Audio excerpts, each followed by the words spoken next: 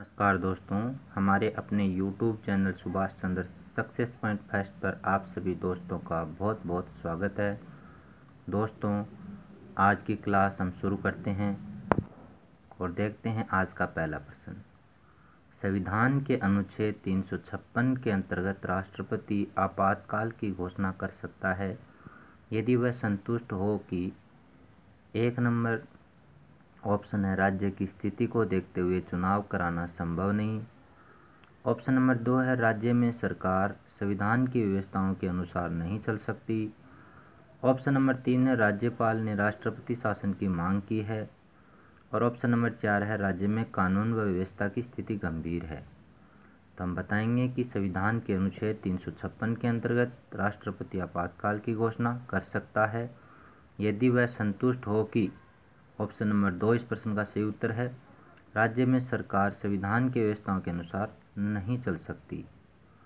इसके बाद में अगला प्रश्न है 27 मई 1964 को पंडित नेहरू के निधन के बाद प्रधानमंत्री का पद निम्न में से किसने ग्रहण किया। ऑप्शन नंबर 1 है लाल बहादुर शास्त्री जी। ऑप्शन नंबर 2 है श्रीमती इंदिरा गांधी जी। ऑप्शन नंबर 3 है मोरारजी देसाई।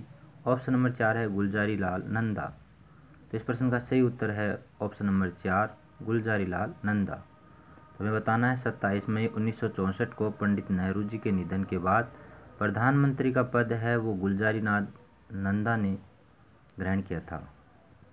इसके बाद में अगला प्रश्न है उच्चतम न्यायालय ने निम्न में से अपने किस निर्णय में संविधान के मूल ढांचे की धारणा का प्रतिपादन किया।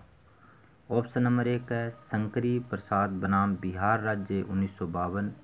ऑप्शन नंबर 2 है गोलकनाथ बनाम पंजाब राज्य 1967। ऑप्शन नंबर 3 है केशवानंद भारती बनाम केरल राज्य 1973।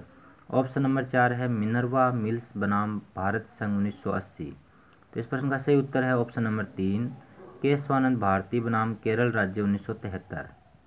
इसके बाद में अगला प्रश्न है आपातकाल की घोषणा से संबंधित संवैधानिक संशोधन 1978 राष्ट्रपति से निम्नानुसार कार्य करने की अपेक्षा रखता है। ऑप्शन नंबर 1 है उच्चतम न्यायालय की सलाह से। ऑप्शन नंबर 2 है भारत के महान्यायवादी की सलाह से। ऑप्शन नंबर 3 है केंद्रीय मंत्रिमंडल की सलाह से। ऑप्शन नंबर 4 है लोकसभा अध्यक्ष व उपराष्ट्रपति की सलाह से। तो इस प्रश्न का सही उत्तर रहेगा ऑप्शन नंबर 3 केंद्रीय मंत्रिमंडल की सलाह से। तो हमें बताना है कि आपातकाल की घोषणा से संबंधित संवैधानिक संशोधन 1978 राष्ट्रपति से केंद्रीय मंत्रिमंडल की सलाह से कार्य करने की अपेक्षा रखता है।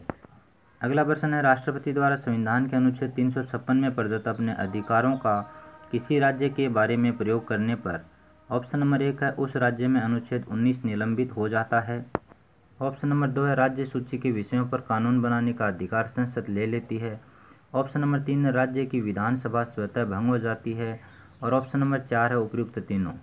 तो हमें बताना इस प्रश्न का उत्तर है ऑप्शन नंबर 2 राज्य सूची के विषयों पर कानून बनाने का अधिकार संसद ले लेती है।